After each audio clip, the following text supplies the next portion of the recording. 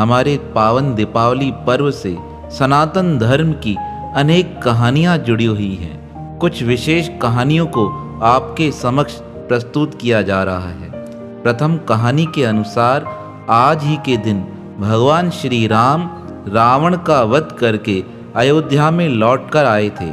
अपने पिता के दिए हुए वचन के अनुसार भगवान श्री राम को 14 वर्ष वनवास में तपस्वियों का जीवन व्यतीत करना पड़ा और वहाँ वनवास में ही माता सीता का हरण हो गया था। रावण ने माँ सीता का हरण किया। तब रावण का वध करके भगवान श्री राम दीपावली के पावन दिवस पर ही अयोध्या लौटकर आए थे। इसलिए उस दिन अयोध्या वासियों ने बड़े हर्षोल्लास के साथ इस त्यौहार को मनाया था। तो भगवान के आगमन की खुशी में दीपावली का पावन पर्व मनाया जाता है। प्रथम कथा तो इस प्रकार है। दूसरी कथा के अनुसार माता लक्ष्मी का जन्म भी दीपावली के पावन दिवस पर ही हुआ था। समुद्र मंथन चल रहा था। देवता और असुर समुद्र मंथन कर रहे थे। समुद्र मंथन करते करते उसमें से 14 रत्न निकले। एक रत्न माँ लक्ष्मी जी थी। कहते हैं माँ लक्ष्मी जब समुद्र से प्रकट हुई तब वह सोचने लगी, मेरा वरण कौन करेगा। उन्हें देखकर अनेक लोगों के मन में लालच आ गई थी, पर माँ लक्ष्मी के मन में तो एक ही इच्छा थी, मैं उसका वरण करूं जिसका चित्त सदैव शांत हो, जो सत्व गुण से संपन्न हो और जिसकी सेवा करके मेरा जगत में मान बढ़ सके।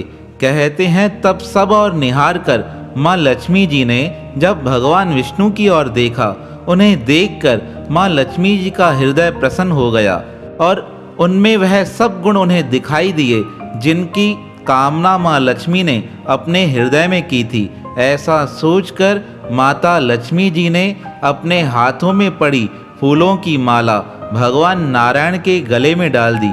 कहते हैं दीपावली के पावन दिवस पर ही माँ लक्ष्मी और भगवान विष्णु का विवाह हुआ था। इसलिए सनातन धर्म में दीपावली के इस पावन दिवस पर माँ लक्ष्मी जी का पूजन और भगवान विष्णु के पूजन का भी विशेष महत्व है। इस दिन माँ लक्ष्मी समुद्र से प्रकट हुई थी और इसी दिन पर माँ लक्ष्मी ने भगवान नारायण का वरण किया था।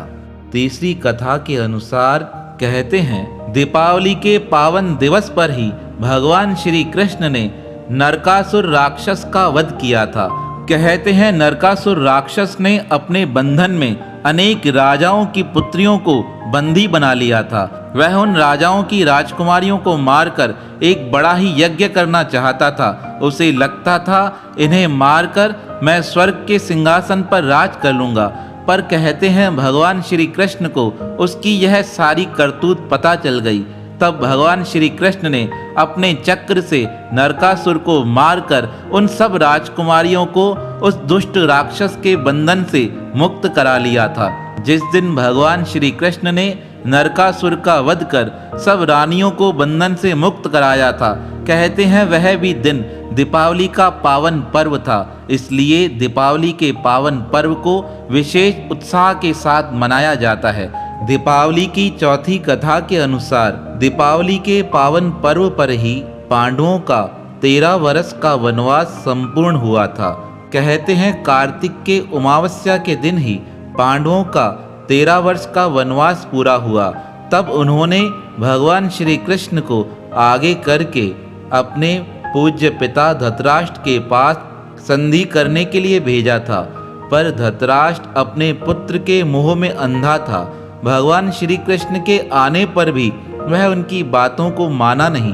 भगवान की बात न मानने के कारण ही कौरवों और पांडवों का महाभयानक युद्ध प्रारंभ हुआ।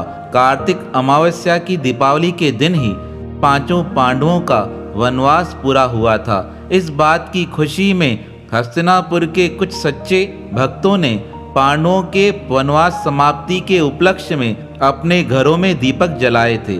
पांचवी कथा के अनुसार ऐसा कहा जाता है राजा विक्रमादित्य प्राचीन भारत के एक महान सम्राट थे। वह एक बहुत ही आदर्शमय राजा थे। उनकी उदारता व उनके साहस के कारण इतिहास के पन्नों में सदैव उनका नाम अमर है। कहते हैं दीपावली के पावन दिवस पर ही उनका राज्य अभिषेक किया गया था। विक्रमादित्य भारत के ऐसे राजा थे जिन्हें अपने जीवन में कभी भी हार का मुख देखना नहीं पड़ा। कहते हैं उनकी भक्ति पर प्रसन्न होकर माँ जगदम्बा स्वयं उनके समक्ष प्रकट हो गई थी और उन्हें अपनी तलवार देकर कहा था, हे विक्रमादित्य, इस तलवार को हाथ में लेकर तुम कभी भी युद्ध में जाओगे, तुम्हारी कभी पराजय नहीं होगी। उस तलवार को लेकर ही राजा विक्रमादित्य अपने राज्य पर राज्य करते थे और उन्होंने उस तलवार के माध्यम से ही समस्त लड़ाइयों में विजय प्राप्त की थी। राजा विक्रमादित्य के भाई थे संत भर्तहरि।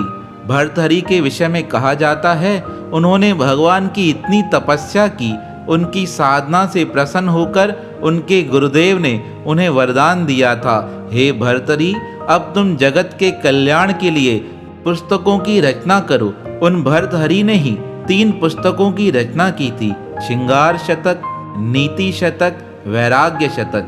कहते हैं यह वैराग्य शतक ऐसी पुस्तक है जो महापुरुष इसे एक बार पढ़ ले, उसे अपने मन में शांति और सुख की प्राप्ति हो जाती है। राजा विक्रमादित्य उन्हीं भर्तृहरि के छोटे भाई थे। अब छठी कथा के अनुसार ऐसा कहा जाता है, जो सिखों के छठे गुरु थे श्री हरगोविंद जी, उन्हें जहांगीर ने ग्वालियर की जेल में बंद कर दिया था। पर जब उसे पता चला यह तो बड़े कामिल गुरुदेव हैं, तब उसने कहा, मैं आपको अपने जेल से आज़ाद करना चाहता हूँ, आप मेरी जेल से निकल सकते हैं। जब गुरु हरगोविंद जी जेल से निकलने लगे, कहते हैं कुछ भक्तों ने उनके शरीर पे पड़े कपड़े को हाथों से पकड़ लिया। वह उन्हें प्रार्थना कर कहने लगे, हे गुरुदेव, आप तो जेल से जा रहे हैं, हमारी इच्छा है हमें भी यहाँ से लेकर चलिए। जेल में बंद उन बंदियों की बातें सुनकर गुरु हरगोविंद जी ने जहांगीर से कहा, जहांगीर, तुमने मेरे चमत्कार देखे हैं, इसलिए तुम मुझे जेल से आज़ाद करना चाहते हो, पर मैं जेल से तब तक नहीं निकलूंगा जब तक मेरे साथी मेरे साथ जेल से बाहर नहीं आएंगे। तब जहांगीर ने कहा, अगर आपको इच्छा है आपके साथी भी जेल से बाहर निकलें, यह आपके शरीर पर पहने कपड़े को पकड़ लें। जितने लोग आपके शरीर पे पहने कपड़े को पकड़कर बाहर निकल सकते हैं, वह आपके साथ आज़ाद हो जाएंगे। जहांगीर की बात सुनकर पूर्ण सच्चे गुरुदेव श्री हरगोविंद जी ने एक बड़ी विचित्र लीला की।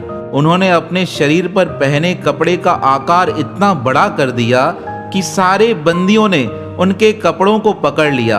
अब जैसे जैसे श्री हरगोविंद जी निकलने लगे, उनके शरीर पर पहने कपड़े को पकड़कर सारे बंदी जेल से बाहर आ गए। जहांगीर ने जब यह चमत्कार देखा तो वह बड़ा हैरान हो गया। अब वह अपने सिंहासन से नीचे उतरकर गुरु हरगोविंद जी के चरणों में प्रणाम कर कहने लगा, मुझसे बड़ा अपराध हुआ है, मैंने अज्ञानवश आपको जेल में बंद किया है।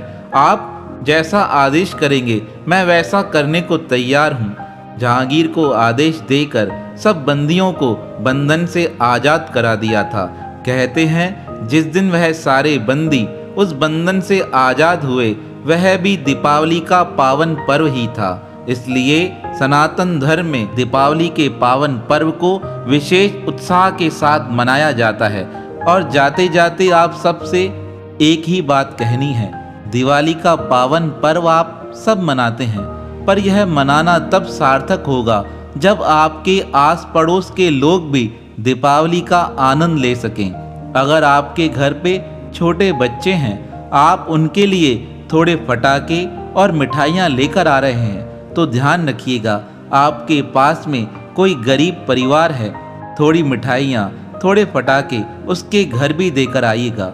अगर उसने अपने घर पे खुशियों के साथ दीपावली मना ली तो समझना आपका दीपावली मनाना सार्थक हो गया। दीपावली का पर्व संदेश देता है सबको साथ लेकर चलना है, सबका साथ सबका विकास। जब सबका साथ होगा तभी सबका विकास होगा, यही दीपावली का पावन संदेश है। तो हमारी भारतीय संस्कृति का प्रत्येक पर्व किसी न किसी गाथा से अवश्य जुड़ा हुआ है।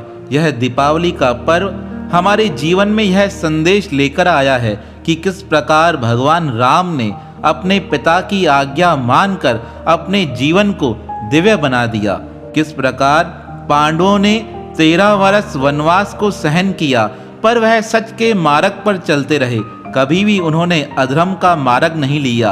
और जो धर्म के मार्ग पर चलता है भगवान सदैव उसके साथ रहते हैं। यह दिवाली का संदेश पुनः हमारे जीवन में लौट कर आया है, हमें यही सिखाने के लिए हम धर्म के मार्ग पर चलें, अपने जीवन में ज्ञान के दीपक को प्रकाशित करें, जिससे कि हमारा जीवन भी दिव्य और उज्जवल हो सके। तो आप सभी को दीपावली के पावन पर्व की अनंत अनंत बधाई हो, बधाई हो, बधाई हो।